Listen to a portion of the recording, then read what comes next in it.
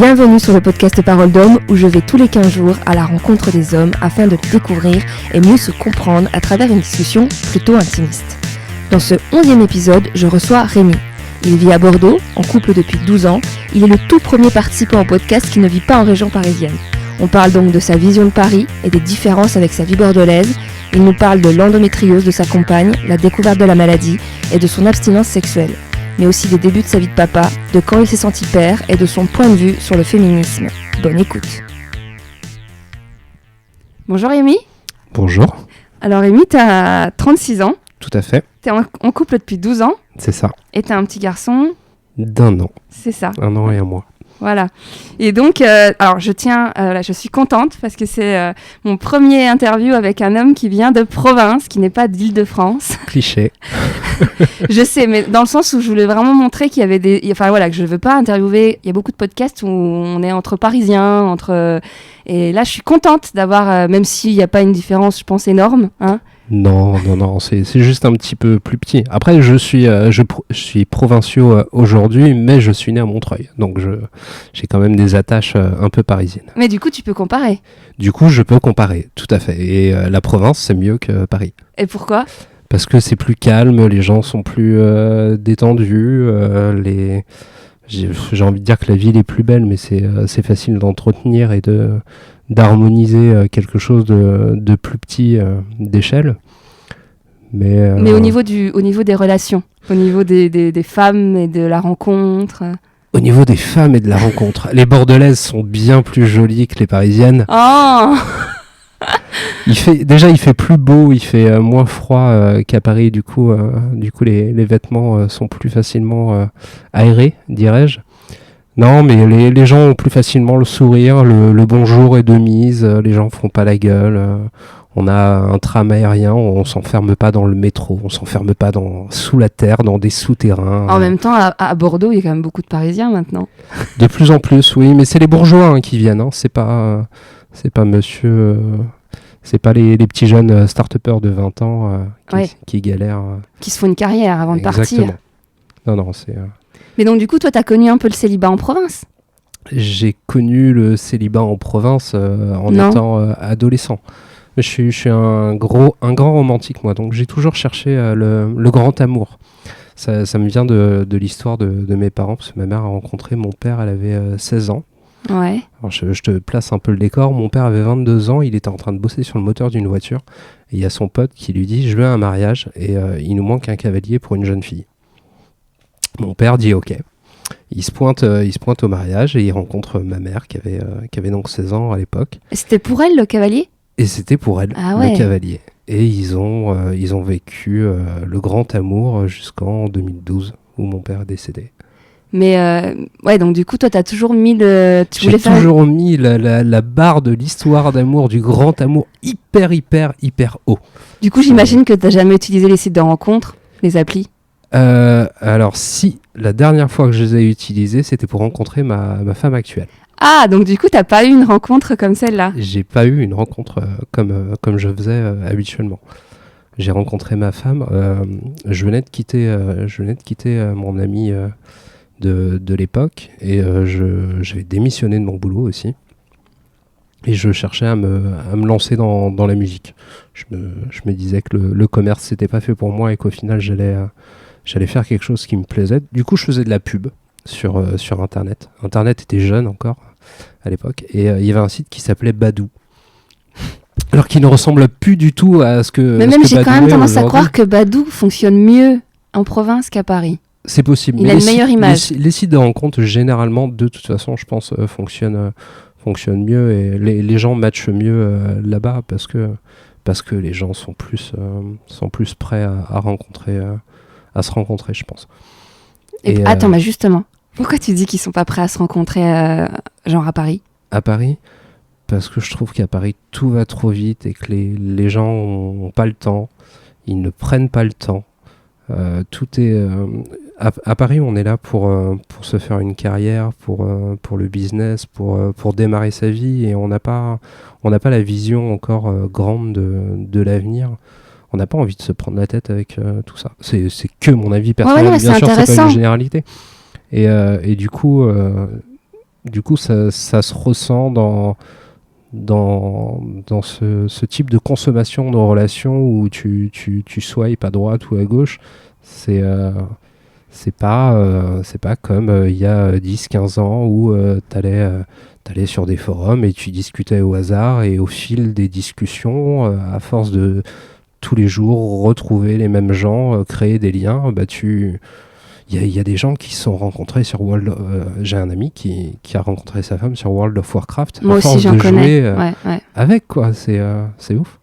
Ouais, peut-être qu'on prend plus trop le temps d'apprendre à se connaître vraiment, de se tourner autour et de pas tout de suite... C'est ça, Tinder, ça match, c'est tu veux boire un verre, ou directement on va chez toi. Qu'est-ce que tu veux, voilà, on va faire une partie de jambes en l'air, et puis t'arrives au café, tu sais tout de suite si ça match ou pas, de toute façon, parce que les photos sont trompeuses, hein, vive Photoshop. Et j'en sais quelque chose, je suis graphiste à la base. Et donc voilà, tout va très très vite. Du coup, tu disais que tu avais rencontré ta copine sur Internet. Donc, je faisais de la pub pour ma musique sur Badoo. Et à l'époque, Badoo, en 2007, le site était tout jeune. Et le principe, c'était de noter les photos des gens. Donc, avec des étoiles de 1 à 10. Et donc, moi, vu que je voulais faire ma pub, je notais toutes les filles à 10. Enfin, je notais toutes les photos à 10. Après, il y a des hommes qui font pas leur pub sur Tinder, mais qui likent tous les profils pour avoir l'embarras du choix. Je savais pas ce qu'était Badoo, je trouvais juste le concept rigolo, et puis j'avais une main de libre, donc je cliquais sur la 10e étoile. Et il se trouve qu'un dimanche matin, j'ai reçu un message d'une jeune fille qui m'a dit « Hey, salut, ça va ?» Voilà, on a commencé à discuter. Donc là, t'avais quoi, 24 ans ? Exactement. Ouais, j'ai fait mes bons calculs. Exactement. Et on s'est rencontrés 3 semaines après, et ça fait maintenant 12 ans. Et au début, ça n'a pas été difficile, le fait de dire que tu n'avais pas une rencontre comme tes parents dans la vraie vie ? T'as assumé rapidement le fait de l'avoir rencontré en ligne ? À l'époque, j'y allais pas pour rencontrer quelqu'un, en fait. Voilà, donc j'étais pas du tout dans cette démarche de séduction. Pour moi, c'était juste un hasard de rencontre. Et puis j'avais du temps libre, je me suis dit maintenant tu vas bouffer la vie. Je crois même qu'à l'époque je m'étais dit on arrête un petit peu de faire le proche chevalier qui va trouver la belle princesse, puis papillonne un petit peu, on verra bien ce que ça donne. Puis au final j'ai pas papillonné du tout, parce que la première fille sur qui je suis tombé, je l'ai gardée. Oui, mais t'aurais pu, par exemple, il y en a qui n'assument pas le fait de dire j'ai rencontré ma copine en ligne, toi, parce que du coup il n'y a pas la vraie story comme tes parents. Tu vois ? Ouais, tout à fait. Alors, c'est deux choses différentes. Ne pas assumer de rencontrer les gens en ligne, c'était quelque chose de nouveau à l'époque. Donc, on ne savait pas si ça devait être honteux ou pas, si c'était bizarre ou pas. C'était un petit peu bizarre, mais pas totalement...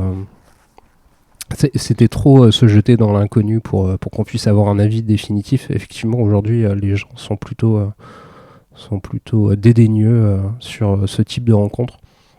Je trouve, moi, que ça va bien avec l'air du temps. Et pour ce qui est des grandes histoires d'amour, j'ai eu beaucoup de rencontres et beaucoup d'amourettes étant jeune, où j'écrivais de longues lettres d'amour pour draguer les jeunes femmes qui m'intéressaient.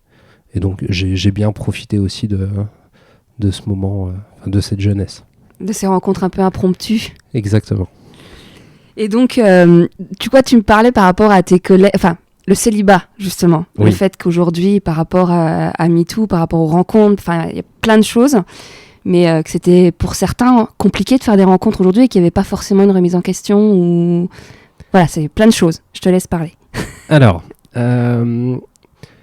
Internet, l'imprimerie a amené la lecture, et a appris aux gens à lire et à écrire, mais surtout à lire. Internet a amené la grande majorité des gens à pouvoir s'exprimer. Le fait de pouvoir dire et de toucher une très très grande audience, comme c'est le cas aujourd'hui, ça a amené MeToo, c'est-à-dire quelque chose qui existait déjà, qui était non dit ou qui n'avait pas assez d'écho jusqu'à présent, mais c'est le cas pour tout un tas de sujets.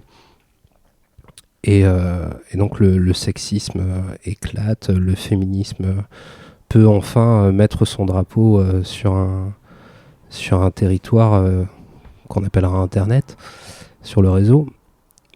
Et effectivement, il y a beaucoup d'hommes aujourd'hui qui se retrouvent perdus dans leur marque et qui, autour de moi, pour des gens que je fréquentais, d'anciens collègues, qui surréagissent maladroitement, dirais-je.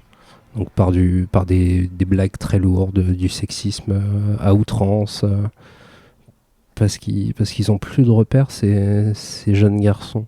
Qui sont célibataires depuis longtemps et qui ont du mal à rencontrer. Plutôt, non, c'est plutôt des papillonneurs qui avaient l'habitude de draguer en boîte et d'aborder de façon franche les jeunes filles, et ça marche plus aujourd'hui, donc ils se sentent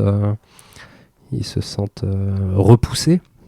Alors après, est-ce qu'ils vont pas draguer les plus jeunes et ça, ils vont plus... Ils sont jeunes aussi, c'est pas parce que j'ai 36 ans que... Ça veut pas dire que je suis vieux, enfin. Non, parce qu'après, non, mais dans le sens où il y a peut-être, parce qu'il y a une, comme j'avais eu l'épisode avec Julien qui a 40 ans et qui va qu'avec des femmes plus jeunes que lui. Tout à fait. D'ailleurs, on pourra en parler si tu veux. On pourrait faire un épisode dessus. Mais du coup, peut-être que voilà, il y a des hommes aussi qui se remettent pas en question sur le fait que oui, peut-être qu'arriver à 36 ans, ça transforme moins, entre guillemets, si on peut dire transformer, quand tu vas t'attaquer à des filles qui ont 20 ans plutôt que ton âge. C'est sûr que quand on commence à rentrer dans la trentaine, on commence à être installé dans la vie. Déjà, on commence à avoir une vision un petit peu de ce qu'on veut pour plus tard. Et donc forcément, aller draguer des jeunes femmes d'une vingtaine d'années qui elles, sont fraîchement sorties de leurs études, où ils sont encore, n'ont pas de projet de vie et ont juste envie de s'amuser. Ça peut créer un décalage pas culturel, mais enfin si, culturel, c'est générationnel, voilà. Mais du coup, toi, pendant qu'on a 5 minutes, on a plus que 5 minutes, mais par rapport à l'épisode de Julien, si tu l'as écouté, du coup, j'aime bien avoir le point de vue d'autres hommes. Je sais que tu pourrais passer 1 heure dessus, mais globalement, si tu avais un truc à dire ou... Ce que j'en ai retenu, c'est qu'il avait un appétit sexuel assez débordant, ce monsieur, ce qui n'est pas du tout mon cas. Donc je peux comprendre, je peux comprendre son discours.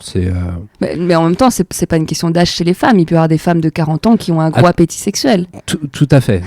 Je pense que la majorité des trentenaires commencent à aussi vouloir rencontrer des femmes qui sont un peu plus installées dans leur vie, qui savent ce qu'elles veulent. C'est aussi agréable. Mais je comprends aussi le point de vue inverse, où effectivement quelqu'un de plus jeune, qui a plus de peps, sans parler du physique, comme il l'a fait avec insistance, je trouve. C'est rafraîchissant aussi, mais que ce soit un homme et une femme, ou une femme et un homme, ou un homme et qu'une femme ait envie d'une femme de 40 ans. Qu'on ait envie de rencontrer quelqu'un de plus jeune, de plus insouciant, je trouve ça normal, en fait. Ça nous permet de pouvoir se libérer de tout un tas de pensées, de trucs qu'on a à penser, la charge mentale et tout ça. Non, c'est juste, tu attrapes ton téléphone, viens, on va se voir, on va boire un café et tu vas. C'est pas... Mais du coup, non, il faut aller récupérer le gosse à la crèche, machin, et tout. Il y a belle maman qui vient ce week-end. Ouais, je vois ce tu que vois, tu veux dire. Ça enlève tout un tas de soucis.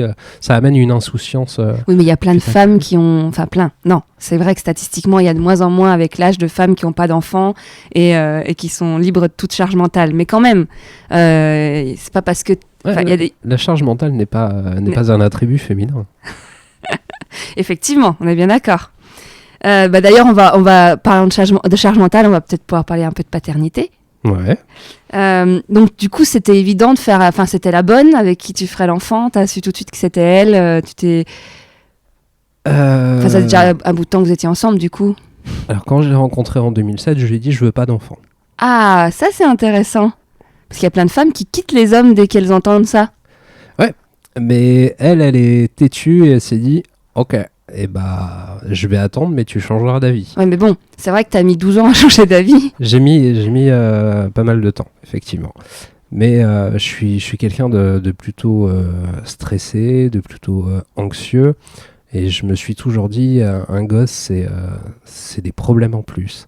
C'est de l'argent en moins à une époque où on n'en a pas forcément beaucoup.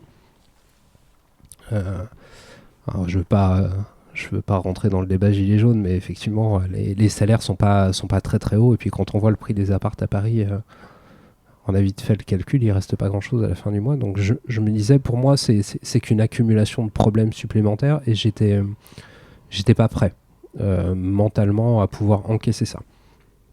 Et matériellement, de toute façon, je me suis toujours fixé comme objectif d'avoir un boulot stable, d'avoir un toit, et après seulement, je pourrais avoir l'esprit tranquille.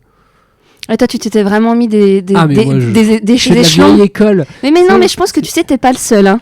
C'est comme l'histoire d'amour de papa et maman. Alors voilà, la belle histoire d'amour, c'est ça. Une fois qu'on a trouvé une femme, on trouve un travail stable. Après, on a une maison. Après, on a un chien, un jardin. Et après seulement, on a l'esprit. Mais t'aurais pu avoir un accident, t'aurais pu avoir une...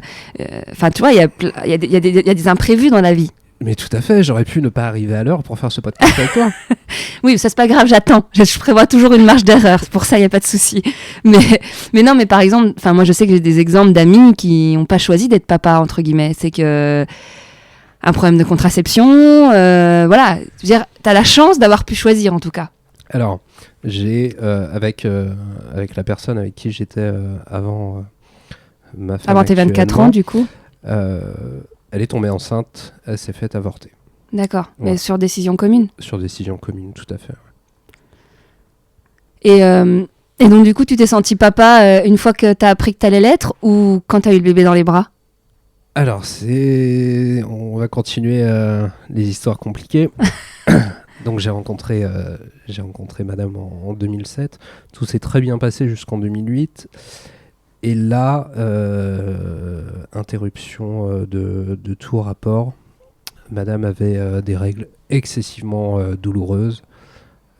Tout est devenu très compliqué. Le gouffre s'installe. On ne savait pas ce qu'elle avait. Donc on enchaînait les médecins, les gynécos, les échographies, les IRM, tout ce que tu veux. Et c'était... on lui filait des antidépresseurs, des calmants. Des antidépresseurs voilà. Oui, on tombe en dépression. Hein, oui, oui. Mais je pensais... Quand t'as plus... quand t'as mal tout le temps, t'es fatigué tout le temps, t'as plus de rapport sexuel. Moi, à l'époque, je buvais. Donc, tout est devenu très, très compliqué. Mais bon, comme je lui ai toujours dit, on forme une équipe, jamais seul ensemble. On est restés soudés. Et en 2016... Donc, c'est-à-dire 8 ans plus tard ? Tout à fait. En 2016, il y a sa nouvelle gynéco, parce on habitait à Cannes à l'époque où on s'est rencontrés. Enfin, moi, je l'avais rejoint à Cannes, et on est revenu sur Bordeaux en 2011. Et en 2016, elle a enfin trouvé une gynéco qui lui a dit « Mais vous avez peut-être de l'endométriose. » Donc, échographie, découverte de la maladie... Elle s'est faite opérer. Ouais. Donc c'était déjà un stade avancé, donc on est passé par la chirurgie assez rapidement. Donc l'opération, juste parce que moi j'en parle beaucoup sur mon blog, je ferai un lien vers l'article détaillé où il y a des femmes qui témoignent de l'endométriose. Mais l'opération qu'elle a eue, c'est quoi? Pour retirer des... Pour retirer des nodules. C'est ça, ouais. Elle avait un ovaire qui était totalement atrophié, bloqué, non? Non, bloqué en bloqué, fait par un truc qui devait faire la taille d'une noix. Donc elle s'est faite opérer en mars 2016. Et là j'ai bien compris que si on voulait avoir un enfant, enfin tout le monde, tous les praticiens nous ont dit faut pas traîner. C'est maintenant quoi.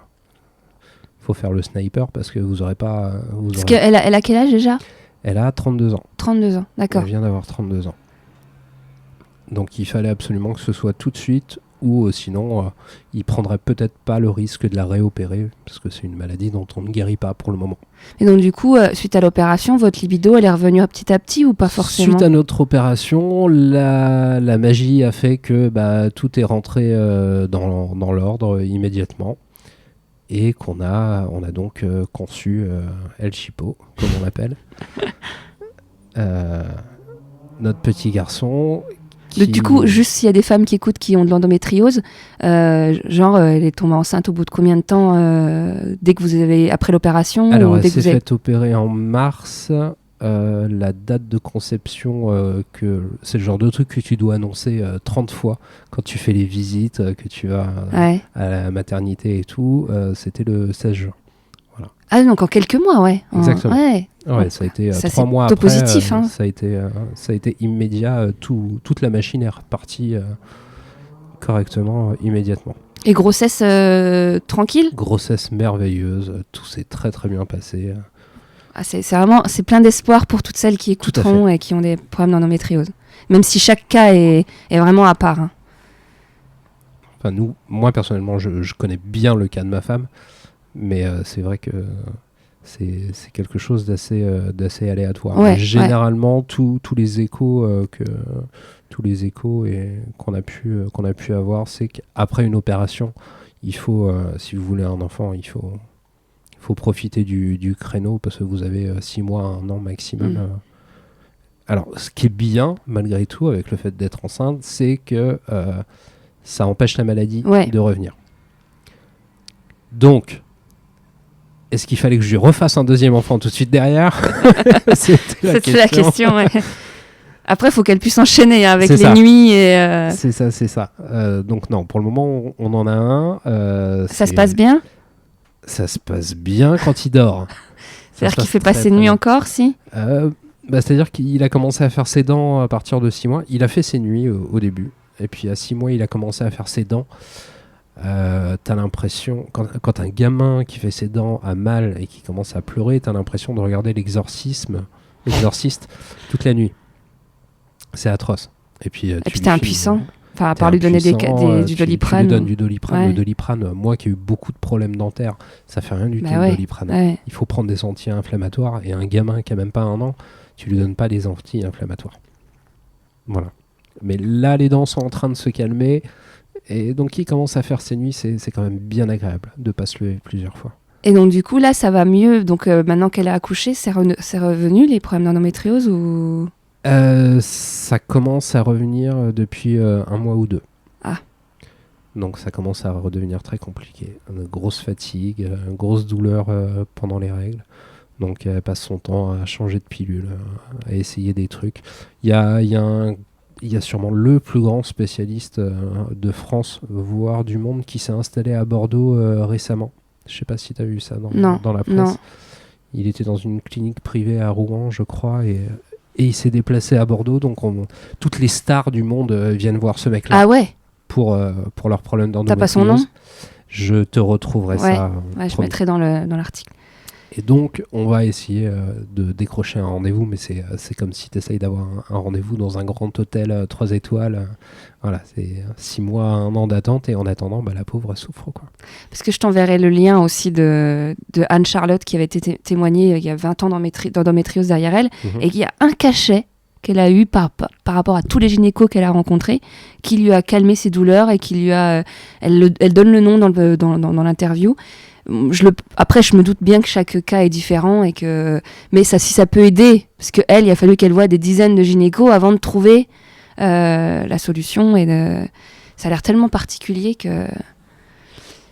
Et puis le problème chez vous, c'est que c'est à l'intérieur. Mais oui. Ouais. Et puis c'est ce qu'elle explique, c'est les consultations où on lui met des doigts pour le sculpter sans demander, sans. Parfois voilà, vous écouterez, je mettrai le lien, mais elle allait aux urgences ou je ne sais plus, et c'était 3-4 médecins qui passaient derrière, qui la réauscultaient alors qu'ils avaient déjà pris des notes 1 heure avant. Et puis c'est très douloureux à chaque fois en plus de ça, donc. Je sais qu'elle avait même plus envie d'aller voir le gynéco à la fin. Oui, c'est pour ça que quand tu parlais d'antidépresseurs tout à l'heure, je pensais que tu allais me dire des antidouleurs avant de me dire les antidépresseurs. C'est pour ça. Non, les deux, j'imagine. Les deux, mais c'est vrai que les gynécos comprenaient pas, et du coup ils n'étaient pas délicats, et elle en bavait sévèrement. Mais du coup là, s'il y a des hommes qui nous écoutent, qui ont une copine qui a des problèmes d'endométriose, tu leur dirais quoi pour les aider, ou les conseils les mieux que tu pourrais leur donner? Alors, messieurs, commencez par vous branler déjà. Je ne sais pas si je peux être aussi cru. Mais si, bien sûr, au contraire. Voilà. Calmez-vous tout seul parce que c'est un moment qui est difficile au début. Après, moi, je me suis habitué à l'abstinence, mais tout le monde ne peut pas s'y faire. Alors, quitter une personne malade, c'est facile. C'est pas forcément la bonne facile, solution. c'est peut-être pas... c'est pas Je pense qu'il y en a Ouais. qui doivent pas se prendre la tête. Et la question, parce que par exemple, dans l'épisode de Fred, il parlait ça fait 12 ans, je crois qu'il est avec sa copine, et il parlait d'ouvrir son couple. Lui, il a pas de question de maladie. J'ai entendu ça. Et c'est pas du tout un sujet qui est dans vos cordes. Alors, pas du tout, parce que... moi, personnellement, j'ai pas ce désir. Aussi parce que j'ai pas de désir tout court. Ça, le fait que tu dises que t'as pas de désir, c'est parce que t'as une explication ou... C'est devenu une habitude en fait. L'abstinence petit à petit est devenue pour moi quelque chose de normal et j'ai transposé mes forces et la vitalité, toute cette énergie sexuelle, je l'ai transformée en autre chose et du coup je fais d'autres activités, je m'occupe différemment l'esprit et petit à petit en fait ça a tendance à... Il n'y a pas des moments où tu croises une femme où tu te dis là je serais célibataire Et même plus en fait. Ah ouais. Tu vois, j'en arrive à un point où je deviens totalement insensible. Ouais. Alors je dis pas que ça va être comme ça toute ma vie, mais pour le moment je pense que c'est une façon pour moi de me protéger en fait vis-à-vis de ce qui se passe à la maison et de pouvoir la soutenir et du coup je me mets en off. Voilà, elle t'a jamais dit si t'as envie va voir ailleurs? Non. Ok, non mais ça pourrait. Mais c'est pas, c'est juste que ça a jamais été un sujet parce que on aimerait déjà pouvoir que ça fonctionne à la maison avant de se dire est-ce qu'on va pas aller s'amuser ailleurs. C'est pas tabou, hein, on n'a pas de tabou là-dessus, mais on aimerait déjà pouvoir profiter de notre jeunesse. Mais c'est l'appétit vient en mangeant. Donc ouais, tout à fait. Je pense qu'il y a de tout ça. À fait. Alors, sauf quand tu t'essayes de faire un gamin où là, tu calcules la position des astres, la température, machin et tout. Alors, c'est pas glam du tout. Il faut, vas-y, viens, c'est maintenant, quoi. Et t'as réussi à pas te faire de blocage en disant, c'est bon, c'est pas sur commande, quoi. Non, parce que ça revient vite. Hein. Et ben voilà, c'est l'appétit vient en mangeant. Tout à fait. Il suffit de poser les mains sur son corps et ça réveille. Et du coup, oui, alors, t'as enchaîné tout à l'heure sur l'endométriose, c'était super important d'en parler, mais du coup, tu t'es senti papa une fois que tu l'as eu dans les mains, le bébé, ou rapidement, tout de suite, t'as pris conscience que t'allais être papa quand elle t'a dit « je suis enceinte ». Alors non, j'ai pas capté de suite. Je lui ai dit oui pour avoir un enfant parce que finalement, après la perte de mon père, je suis resté avec beaucoup de questions sans réponse et la question qui revenait constamment, c'était pourquoi il m'aimait. Qu'est-ce qui faisait que mon père m'aimait et j'ai voulu avoir une réponse à cette question. Et donc, on avait acheté un appartement en 2015, on avait un boulot stable, tout allait bien, mis à part cette absence de vie sexuelle. Et quand elle s'est fait opérer, du coup, pour moi, tout allait mieux. Je me suis dit, putain, ça y est, enfin, on a trouvé, on va pouvoir avancer dans notre vie. Et c'était le bon moment. Donc, on a fait cet enfant, et à la naissance, c'était voilà, on l'a fait, il est là, maintenant, comment ça se passe? Et c'est seulement 2 mois, quand il a eu 2 mois où il m'a lâché son premier sourire, où là j'ai compris que j'étais papa et que j'ai compris que le sourire d'un bébé c'était la plus belle chose au monde. Enfin, de ton bébé. Non, mais là je me permets de faire une généralité, mais c'est un enfant de cet âge-là qui te sourit, c'est vrai, c'est sincère, il n'y a rien derrière. y a pas de calcul. À 2 mois, c'est les vrais sourires ou c'est des sourires automatiques? Parce que je sais qu'il y a une phase dans le bébé où... Ah, ça peut être automatique, tout ce que tu veux. Ton petit Mais c'est cœur, beau, il prend ouais, un coup, ouais. il prend un coup méchant. Ouais, Et oui, aujourd'hui, c'est des vrais sourires. ouais. Mais ouais, c'est vraiment ce jour-là où j'ai eu le déclic et je me suis dit, ok. Parce que là, les 2 mois avant, t'étais dans le jus et t'as... C'est ça, c'est le bip toutes les 4 heures, c'est la tireuse à lait, Ouais.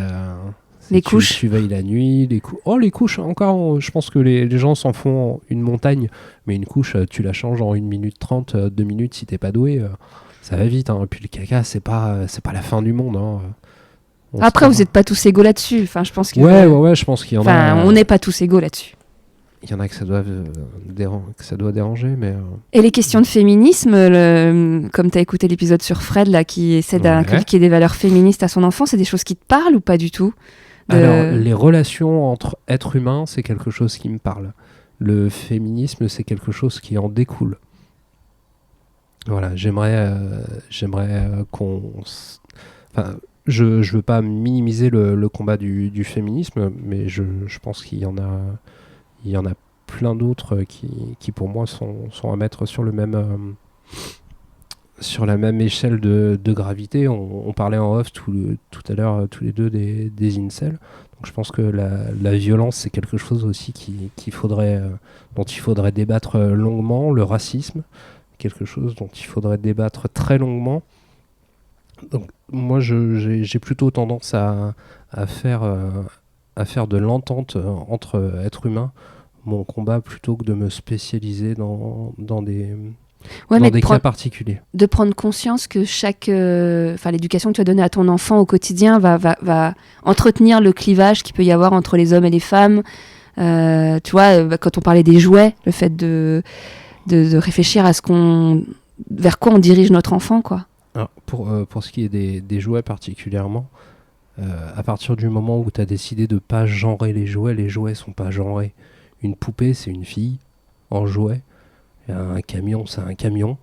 Voilà. Il n'y a pas marqué dessus garçon ou fille. Une couleur, c'est une couleur. Il n'y a pas...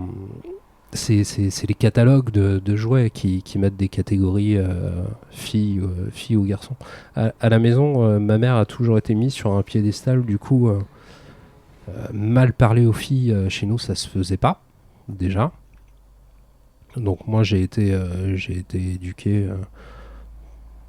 plus ou moins avec une doctrine féministe, sans que ça ait eu cette étiquette à l'époque. J'ai une grande sœur aussi qui me mettait la misère, donc j'étais loin d'être le petit boy qui faisait la loi à la maison, c'était elle. Hein. Donc j'ai jamais eu ce problème de... Globalement, ça a l'air, dans les discours, ça a l'air positif d'avoir des grandes sœurs. Hein. J'ai l'impression. Ouais, c'est douloureux, mais c'est très positif. Et du coup, je me suis jamais vraiment senti concerné directement. Enfin, je me suis jamais senti agressé comme je peux voir les hashtags not all men ou ce genre de choses. J'ai jamais ressenti ce besoin de m'exprimer en disant attention, faites pas d'amalgame. Non, il y a un vrai problème, ça j'en suis conscient et je réfléchis là-dessus beaucoup avec mes potes de l'école des facs où on essaye justement, parce qu'on s'exprime à travers le podcast. D'ailleurs, redis voir parce que c'est passé en douce. Et le nom du podcast, c'est l'école des facs. Des FAQ. Ok. On essaye, vu qu'on s'exprime sur le net, on essaye d'avoir un discours qui soit correct. Du coup, ça amène l'éveil de tout un tas de trucs qu'effectivement, t'as beau te croire droit dans tes bottes, tu t'aperçois que on dit plus enculé à quelqu'un parce que c'est une PD. insulte, ou PD parce que c'est des insultes homophobes. Il y a tout un tas de choses comme ça alors que ce soit la cause féministe ou homophobe, mais il y a tout un tas de choses comme ça qui sont remises en question aujourd'hui. Parce que, comme je disais au début, il y a tout un tas de choses qui sont mises en lumière et mises sur le devant de la scène par cette capacité qu'on a à s'exprimer grâce au réseau, et je mets le réseau au singulier, je parle pas des réseaux sociaux, grâce au réseau internet, et du coup je trouve ça bien. Je me remets en question, comment je vais éduquer mon fils ?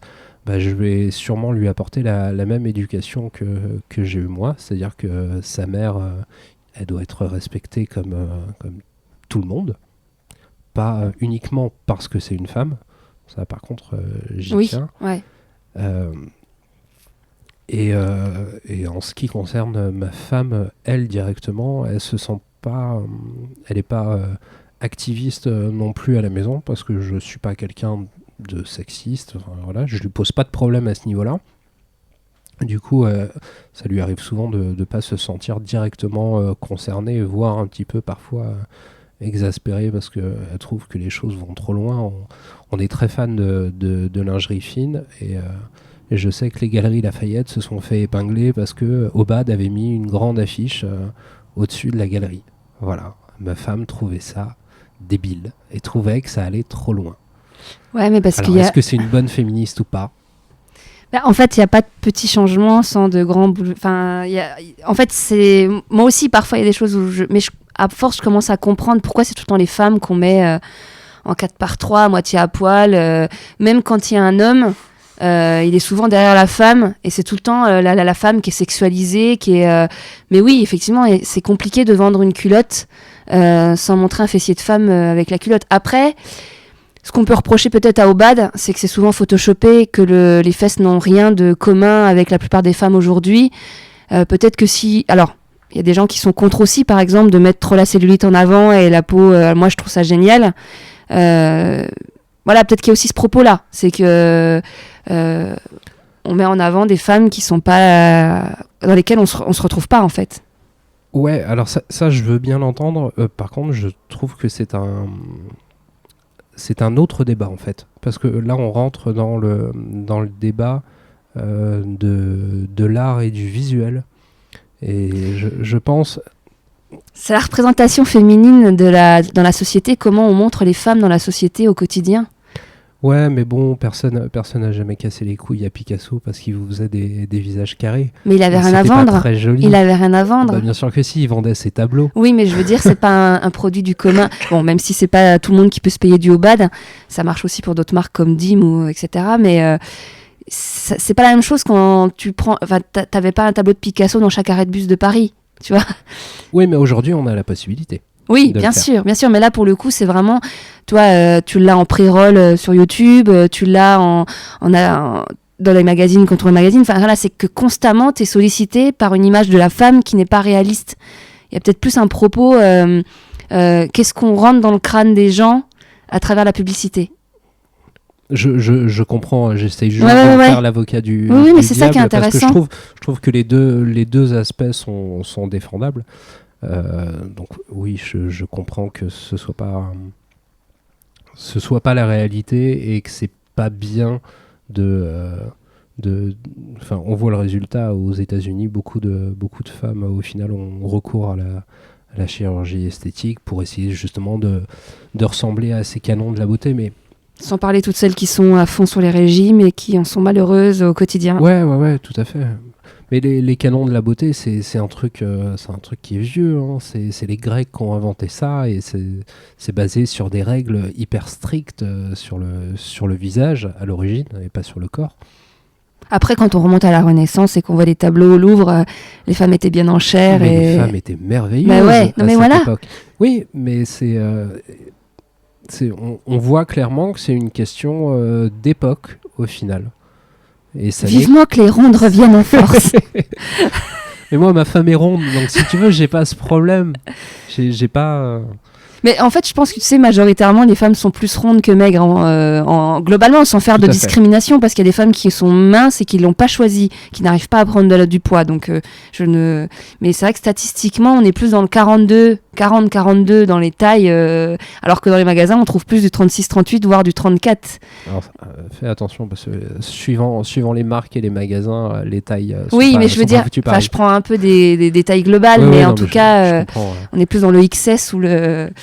Mais bon, bref. D'ailleurs, en parlant d'apparence, Oui. alors j'ai une question. Ça, c'est une question que je n'ai pas encore trop posée, mais qui m'est venue en discutant avec Lucas, qui va arriver bientôt je crois que c'est le prochain, l'épisode 10.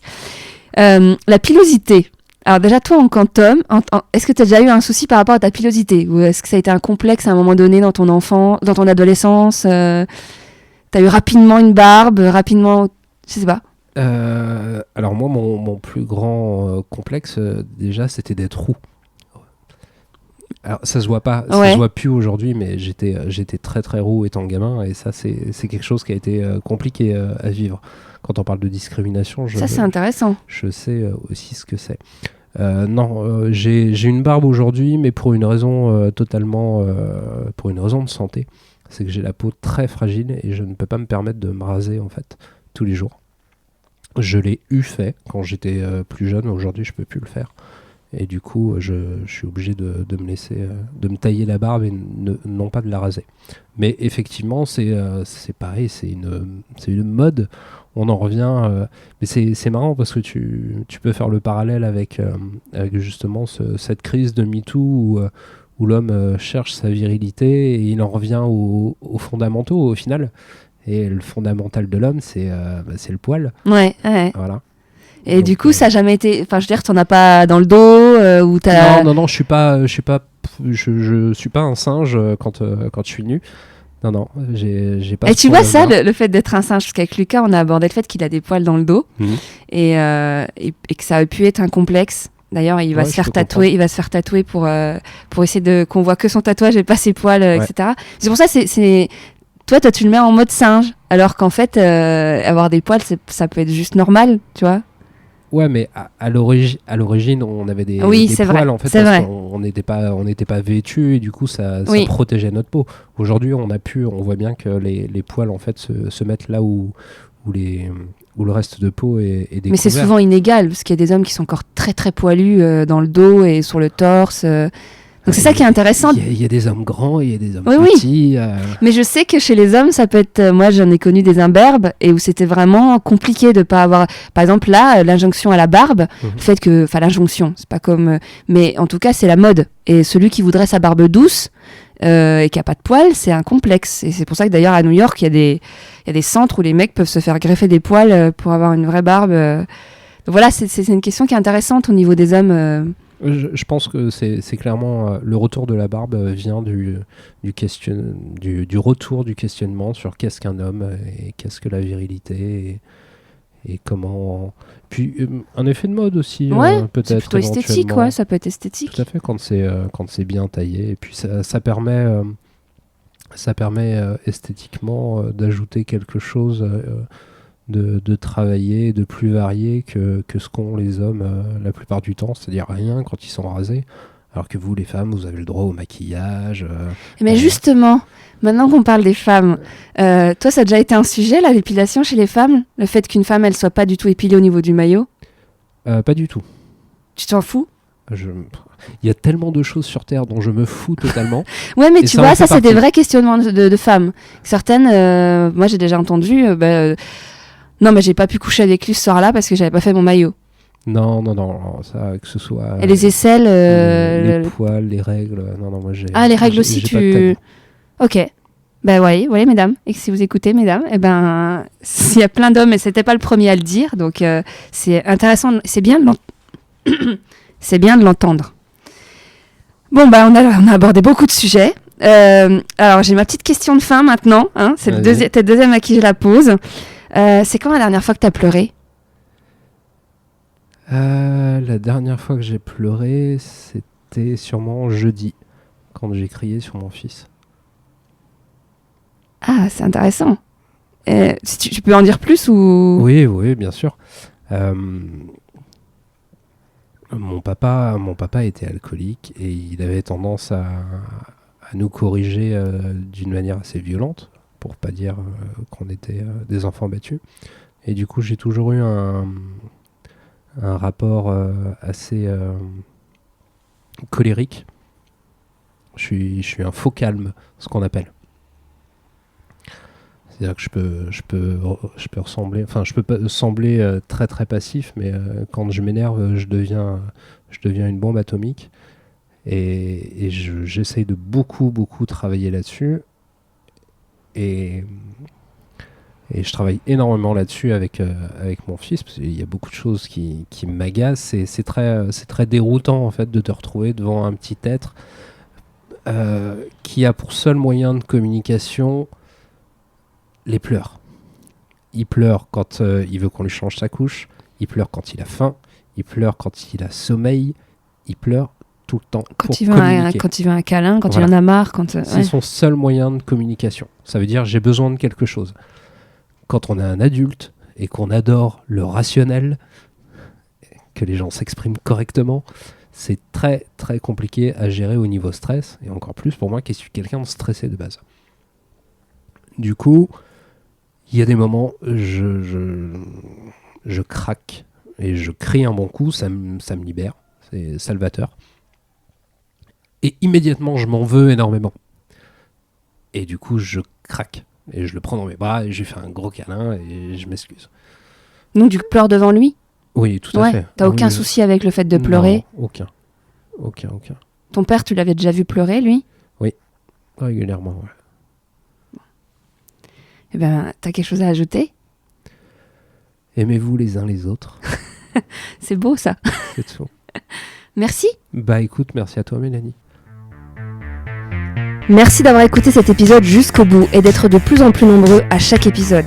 Un merci tout particulier à tous ces hommes qui parfois se confient sans filtre alors que nous ne nous sommes jamais rencontrés auparavant. Messieurs, si vous êtes intéressés vous aussi pour participer, n'hésitez pas à nous contacter sur paroledhomme.fr au pluriel où vous retrouverez l'adresse mail et tous les liens vers les réseaux sociaux pour suivre le podcast et le partager. À très vite.